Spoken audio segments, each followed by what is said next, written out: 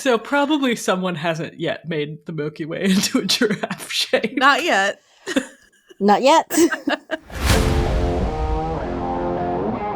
As much as I'd like it to be possible to turn the Milky Way into a giraffe, I don't think it is outside of our chaotic cosmic rules here at Dead Planet Society. Sorry, Leah. Let a girl dream. I mean, that's all we do here. Welcome back, everyone. I'm Chelsea Whyte. And I'm Leah Crane, and this episode we're improving galaxies. Namely, we're pretty bored by the shapes of galaxies. You know, they only come in a couple of shapes, and they're all sort of mostly roundish. Yeah, spiral galaxies are pretty nice. We do live in one, after all. Yeah, I mean, the Milky Way is pretty from Earth, but from afar, it's still kind of boring. Like, it doesn't have 8 arms. I want an octogalaxy. Yeah, and as we've already established, I do dream of the giraffe galaxy. But getting to those shapes ain't easy. Yeah, I mean, to get there, we're going to have to, well, I mean, we get to smash some stuff, our favorite pastime, but on a much bigger scale than we usually take on. I mean, whole galaxies colliding together, it's incredible. We're also going to get to play with black holes and dark matter, and perhaps we'll have to pull out the cosmic railgun once again. Yeah, one of my favorites on the cosmic tool belt. Anyway, we called up Vivian Yu, who studies galaxy collisions at UC Irvine, to give us the lowdown on just what kind of chaotic galaxy shapes we can mold. So we're thinking galaxies really come in only a few kind of boring shapes, sort of spiral or blob, or blobby or blob. And we're thinking about whether we could make a better one. Because even with spirals, once you've seen one, you've sort of seen them all. I mean, they're beautiful, don't get me wrong. They're beautiful. They could be Right. cooler. They can be improved upon. So we're thinking about, spiral galaxies, they usually have 2 arms and maybe some sub-arms. And we're thinking it would be cooler if they had more. Do you think that given our desire to give ourselves cosmic powers and do basically whatever we want, is that plausible to give a galaxy more arms via collision or some such? I would absolutely love to give spiral galaxies more arms. I definitely agree with you that spirals and blobs are kind of boring, in my humble opinion. And that is actually why I study merging or colliding galaxies, because I think those actually come in different shapes and different shapes that sometimes incorporate more arms into a galaxy. So yes, most definitely, collision will be a process where we can potentially induce more arms to be present in a spiral galaxy. So that's where all the sort of action is, and I want to get into it. But first I want to know, do we know why galaxies come as like either a blob or a spiral? Like, why are those the shapes they take naturally?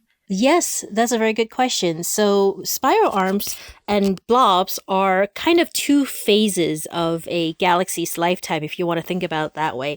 A lot of times we believe that galaxies, when they form, from gas kind of collapsing down to a pancake shaped like disc, and then they're rotating, and then basically as they're rotating and flattening out, that kind of gives that spiral arms that shape, and that has to do with density waves. When gas are being collapsed and they form stars, and then think of it like a traffic jam. And so when there traffic jams, the cars are getting together, that's where you see those arms are. So when you have the density waves and you have those stars forming, and then we see those spiral arms the way that are in the Milky Way today.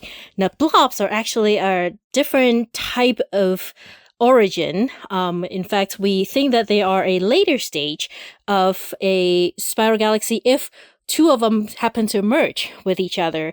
And if you kind of smash together 2 spiral galaxies, given enough time, they are likely going to settle down, they're going to viralize, they're going to reach this equilibrium where they're going to eventually run out of gas through some other violent processes. And once it runs out of gas, then they cannot form new stars anymore. So then they just kind of settles into like these older, aging stellar populations, and they're become blobby and less interesting, in my opinion. So does every galaxy have a blob phase in its future? Like, will everyone become a blob? Well, we kind of think that way eventually, although it really depends on the rate at which the gas may get used up. And how that gets used up. And so, yeah, if you naively think about it, if spiral arms are galaxies that made of actively star-forming regions, and blobs are kind of these old galaxies. And there's a temporal evolution to these two phases of a galaxy's lifetime.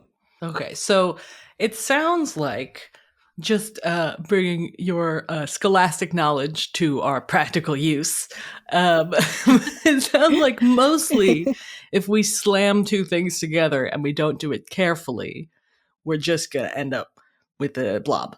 And we don't want blobs. There's enough blobs. Yeah, the opposite of blobs, please. So I'm wondering, I guess, if you have any ideas of what we need to do to make this happen, to actually form more extra structures. Because it's too big, we can't just slam a planet into it. So maybe like a carefully aimed dwarf galaxy. Yeah, well, actually, what I would say to that is if you slam galaxies together, you're going to get those very interesting shapes before you get to the blobs. So eventually, maybe it'll be blobs, but actually, in the process of slamming big things together, and by big, I mean just equal weight things, like the two things are fairly equal weighted, equal mass. And then you're going to potentially get these fun shapes those are the galaxies that I actually study. But eventually, like I said, given enough time, they may become boring, but that's, probably more than my human lifetime and human civilization lifetime and, any timescales that we can practically worry about. In terms of smashing together smaller galaxies, so those would also have an impact on the large spiral galaxies, but probably not as spectacular of an impact as you might think. It would get absorbed into the larger galaxy, and it might create some smaller, like, bars or some other interstellar structures within the galaxy. But if you want to have really beautiful arms, I think the larger galaxies are the way to go, and you just have to catch them at the moment before they become boring blobs. So first of all, I love that. And I want to say that maybe what we need is a switch to turn off time, because then we can get it to look how we want it to, and we can end time, which is my greatest enemy, and just turn it off. And then look, there we go. Beautiful, gorgeous galaxy forever. Yeah, I mean, if you can turn off time, Yeah. and if you can, like, think about this, think of it as we're this omnipotent, large being kind of playing with galaxies, and we are. I'm so glad we are. We can kind of move things around a little bit. We can kind of turn at different angles. Then we can see the variety of galaxies, merging galaxies that we do observe in the universe today. So turning off time and being able to twist and turn it's how we can get these beautiful images. And in fact, I will say my theorist colleagues are doing this exact thing right now using their simulations.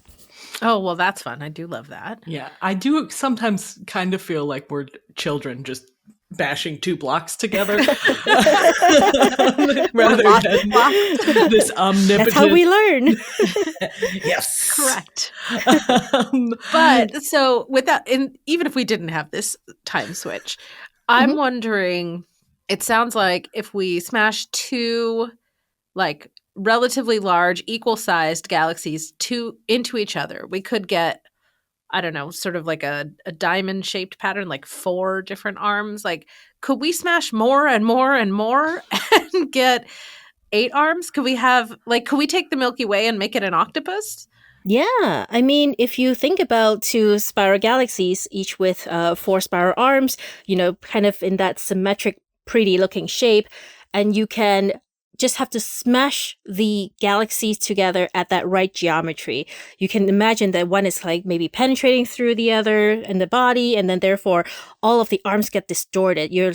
They're called tidal arms for a reason. You can think about how gravity would just kind of strip that apart, strip it here and fling it over there. And then we can get these spectacular looking arms that will not last very long, but they will be there. There will be spiral arms that are tidal arms that could be everywhere, making this looking very spectacular. I have just had a realization, which is that we may be even yet thinking a little bit small, because I feel like we're thinking in 2 dimensions, because we've got the disk of a galaxy and we've got another galaxy sort of coming in and superimposing itself on that disk. But what if we did a bunch simultaneously? What I'm wondering is if we could get like a spiky ball. Yes, this is what I was thinking. Like, It would be it would be like a spherical with arms going all crazy which ways. I mean, yeah? that one's pretty obviously going to turn into a blob pretty quickly. I'll just turn off time, guys. Yeah, there you go. The other thing is that I feel like we do want maybe a modicum of actual control over the shape that we're getting. How do we Which get makes that? me think of Saturn, and it's got these little moons called propellers that make gaps in its rings that sort of shape the rings. And I'm wondering if on a huge scale we could do that with, say, I don't know, supermassive black holes and use those and their gravitational force to like sort of sketch out the arms that we want via tidal Kind forces. of like they're like shepherds, Yeah. like moving their little flocks left and right, trying to get everybody in the right pen. It's like that game where you put a magnet on the back of the paper and you sort of pull the iron filings around to give the guy a mustache. Oh, sure. Ah. Yeah. What was that called? Wooly Willy?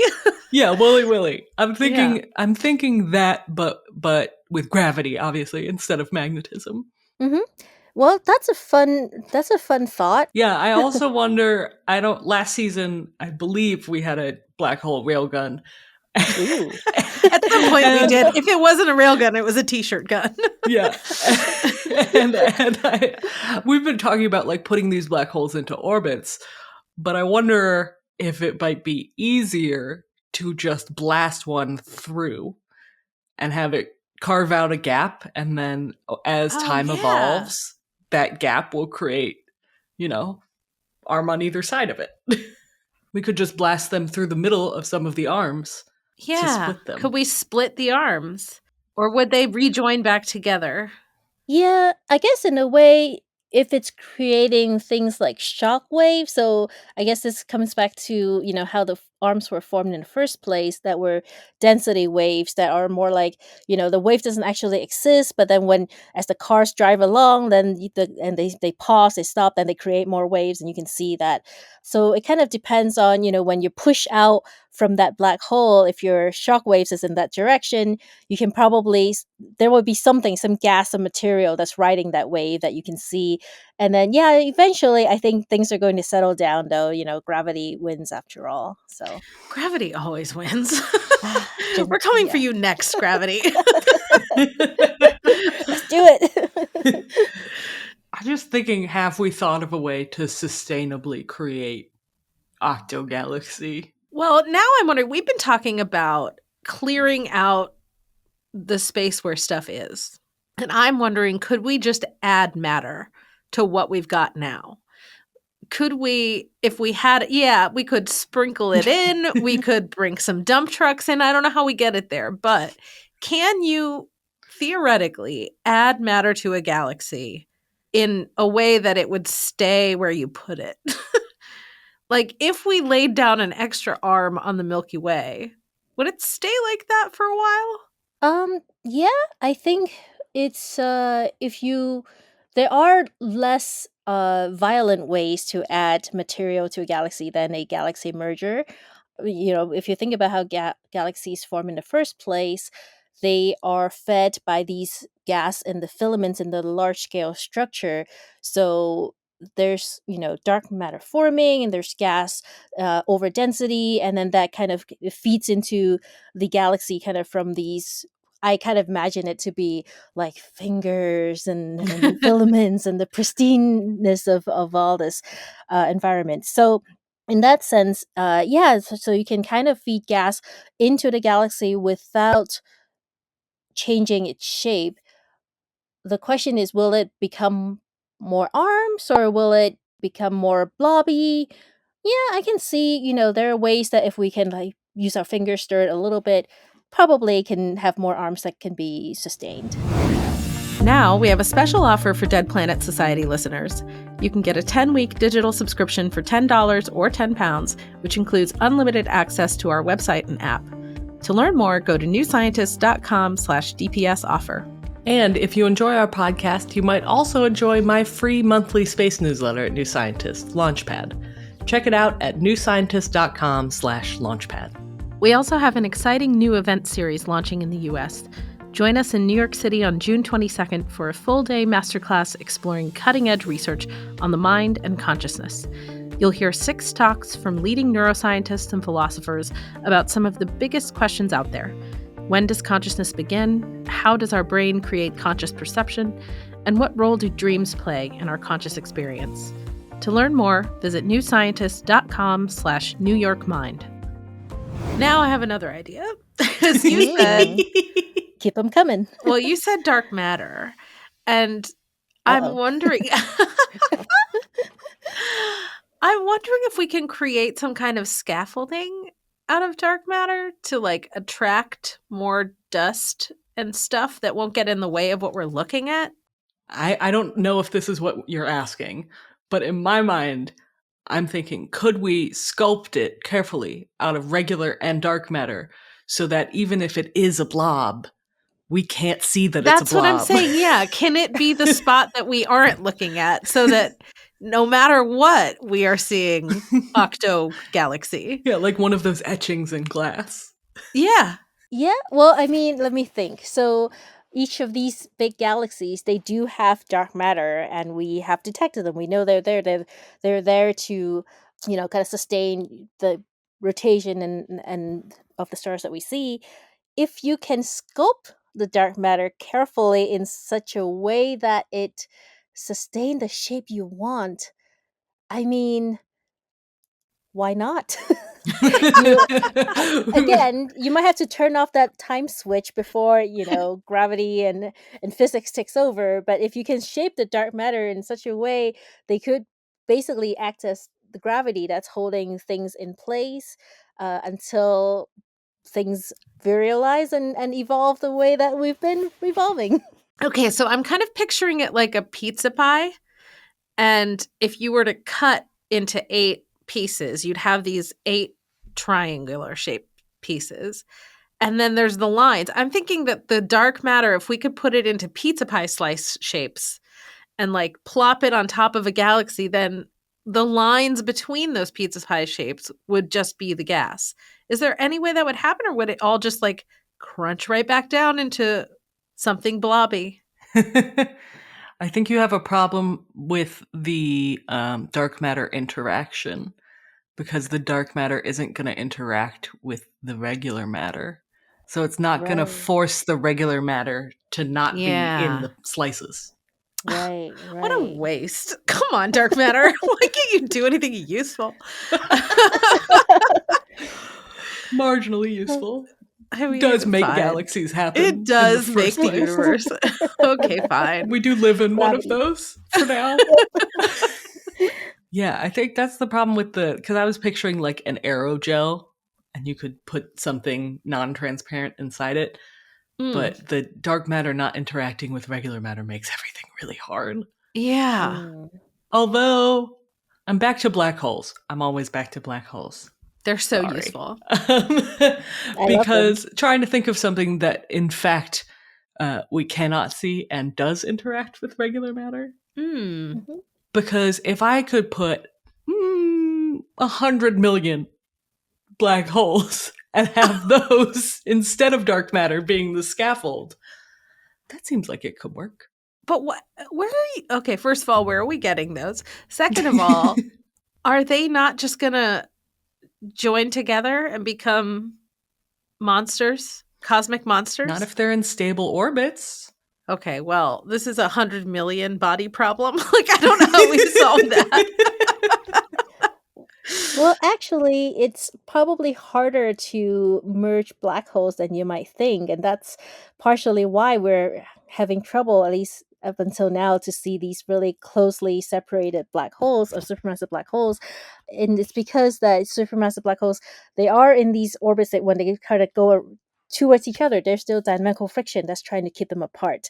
And so with dynamical friction keeping them apart, we need to continue to feed it gas or something so that it could remove that friction in order for them to finally merge with each other. We think it must happen. We see a lot of these merging galaxies, merging black hole pairs, and then we see single ones so that are huge, but somewhere in there we just don't have a lot of observations of that. So either this process happens really quickly or it just kind of stalls, and then we just right now don't have the ability to resolve them at very close distance. So they might not merge together. I mean, we know that black holes merge, but it might take them a really long time. So we might. Time is always a problem, but we might. If it takes long enough, we don't even need the time switch. It's fine. If we can see it and then, it goes away, that's fine. I'm okay with that.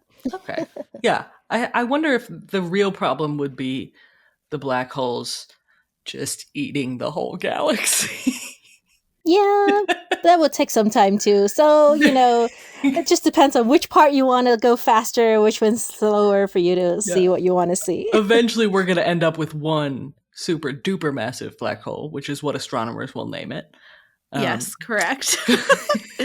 Now I'm thinking, we've been talking about this sort of like, octopus star-shaped thing that's still kind of regular.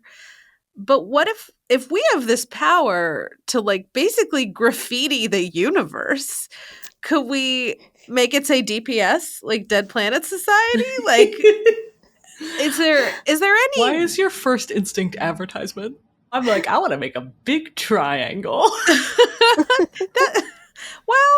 That's almost the same, because it would be one of those things where if any other astronomers in the future were looking at this and they came across a galaxy that looked like a triangle, they would have to know, oh, someone very powerful was here, right? Because there's just no way that would happen in nature, right? That's definitely true. I have not yet seen DPS galaxies in nature. I can't say I've looked everywhere, but no, but I mean like the triangle, even like any other shape than sort of spherical, star-shaped, kind of like spiral shaped. Yeah, I guess my question for you, Vivian, is what sort of shape would make you think that ain't natural? Yeah, like if you saw a not galaxy, an outlandish one. How weird would it have to be? What's the bottom level of weird that it would have to be for you to start to consider? It has been handled by someone at the Dead Planet Society. That's fair. So I would say we can first eliminate all of the symmetrically looking galaxies that if there's gravity, if there's gas, if it looks blobby, I can see how that could happen. Any of the irregular shaped things that like I'm studying, sometimes you can kind of imagine if you have two galaxies running each other, what kind of shape that would look like in the sky.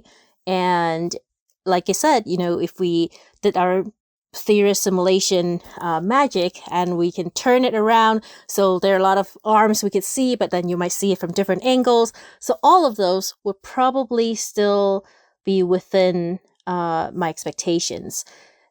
Triangles, probably I can't really come up with how that could be, partially because you require sharp edges, sharp corners.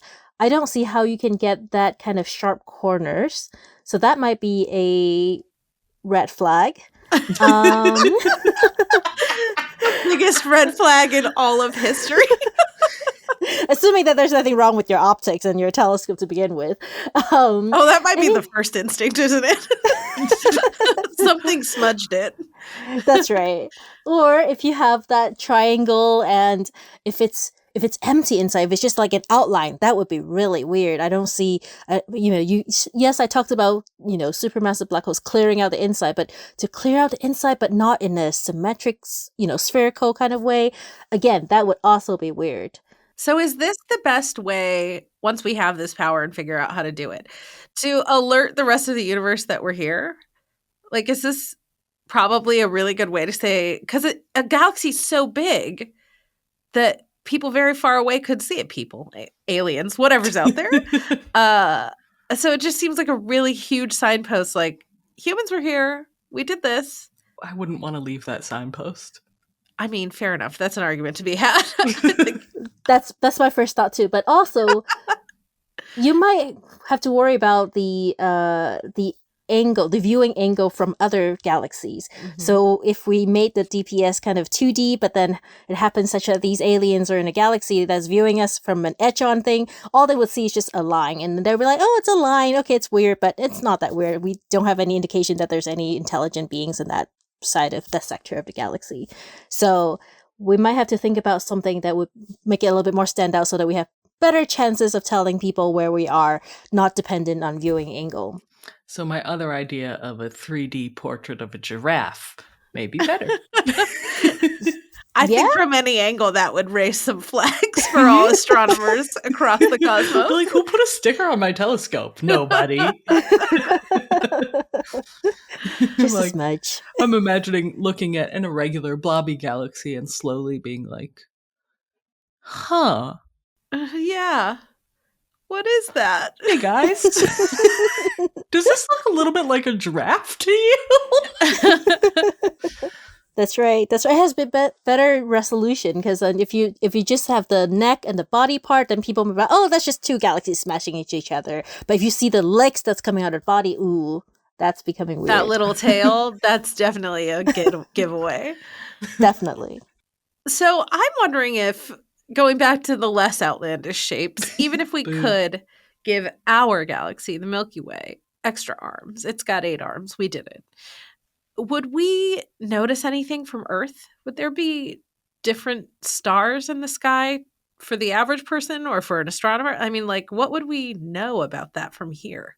Yeah, well, so it kind of depends a little bit on where those arms are. If those arms are all in that pancake, that shape, then probably we'll still see some differences, but not noticeable because right now we can look up in the sky, we can see the Milky Way, and a lot of the stars that's in the disk of the galaxy in that pancake, we can't really resolve them. We don't really make constellations out of them. Now, if those arms that you're talking about are coming out of the plane and below the plane and those are the directions we're looking, then we may see a lot more stars, and Orion might have a friend, or, definitely different constellations will be projected onto our 2D celestial sphere. But if we made the Milky Way into a giraffe shape, we could tell the difference, right? We wouldn't be able to see the giraffe, my guess is. We probably would not be able to see the giraffe. If we were actually in a giraffe-shaped galaxy now, would we be able to tell? Yeah, would we know? Would it look different? It's a good question. I mean, we haven't actually imaged our own galaxy from above. We just imagine that we are like any other spiral galaxy. How far away do you have to get to image the Milky Way? Yeah, you probably have to go out of the plane, let me see, in light years, maybe tens of light years or more. That's not as much as I expected. Sorry, not tens. Tens of thousands of light years. I'm okay. doing the math in my head, which is probably still wrong, but I think that's probably closer to the truth than tens of light years. Again, it depends on where we may be in the giraffe. If we're in the giraffe's neck, first, which part of the neck, which its stomach, the toe, it'll probably be different. But maybe I would have to go think about whether we would see a giraffe in our center of a galaxy if we were in the giraffe galaxy. That's an interesting question. It seems like if we were up in the nose or like right at the end of the tail, we'd maybe eventually be able to figure it out. But if I'm in the tummy of the giraffe, that's still all going to look like a line. I'm just imagining it looking very similar with some weird overdensities to a spiral galaxy. That's right. Well, I think that obviously people very smart have counted stars before, and that's probably how we figure out we're more likely in the spiral galaxy, pancake-shaped like spiral galaxies, than we're in a giraffe galaxy. And, that and laws of physics. But, who cares about physics and gravity, right? Not us. Not me. So probably someone hasn't yet made the Milky Way into a giraffe shape. Not yet. Not yet. But, okay, barring physics, would we be able to tell if we were in something less complex than a giraffe? Like, what if it was a square? Yeah, well, I think that, if we count assuming that we have the perfect vision and we have perfect sight lines, and as the Earth rotates, and then we basically, during the nighttime, wherever we are, we just kind of count stars infinitely to a certain direction, and we can count these stars along the very many different sight lines. I suppose we can reconstruct what kind of shape of galaxy we're in, barring that, if are there still supermassive black holes in giraffes? Well, there ought to be. There better be. I suppose. What I was going to say was, sometimes, we're blocked by dust. So maybe the dust can affect our counting a little bit. But if we don't care for physics, if we like giraffes, can we count things in a way that's so accurate that we can actually lay out the shape of our galaxy? Maybe. And it becomes once again hey guys, does this look like a giraffe to you situation? I'm here for confusing astronomers and more giraffes. Well, I wonder if giraffes would actually be an easier shape to recognize if we were in one than a square, assuming that these are all pancake shaped. Just because a giraffe, you're going to have such extreme star counts in one direction than the other. Yeah. Especially if you're anywhere near the mid of the neck and you go down this way. It's like, wow, there's a lot of stars. Right. A square just looks like sorry. I just almost said a square just looks like a pointy circle. But there's a point to that. But that's why I asked, because how would we really know? I mean, I get what you're saying. Very, smart, intelligent, wonderful astronomers throughout the ages have counted the stars, and we can trust them. But it just feels like if it were more square-shaped than we thought, that would be hard to tell from inside. Yeah, well, I would say the astronomers also have the benefit of assuming that physics works. So in that case... Fair enough. So dumb. The other thing that I just thought is there's like 10% of the sky that we can't see at all because it's on the other side of the center of the Milky Way. So there could be a super long giraffe neck coming out of that zone, hiding behind the center of the Milky Way. Spot? Yeah. In the blind spot. And we would never know. I mean, not never. Probably never. Listen, here, we are dreamers. There might be a spacecraft that can travel very far in the future. We could know. I'm dreaming about putting a giraffe neck on the other side of the galaxy and not telling anyone. The ultimate prank. No one will ever see it. The deeply victimless. I like that. You might just have to remove physics first, because otherwise they're going to rotate about the center, and then eventually the stars are going to come around this way, and you might be able to see them. So, yeah. Yeah, but then it's just another arm, and that's what we were going for in the first place. That's true. That is true. Done and dusted. We did it.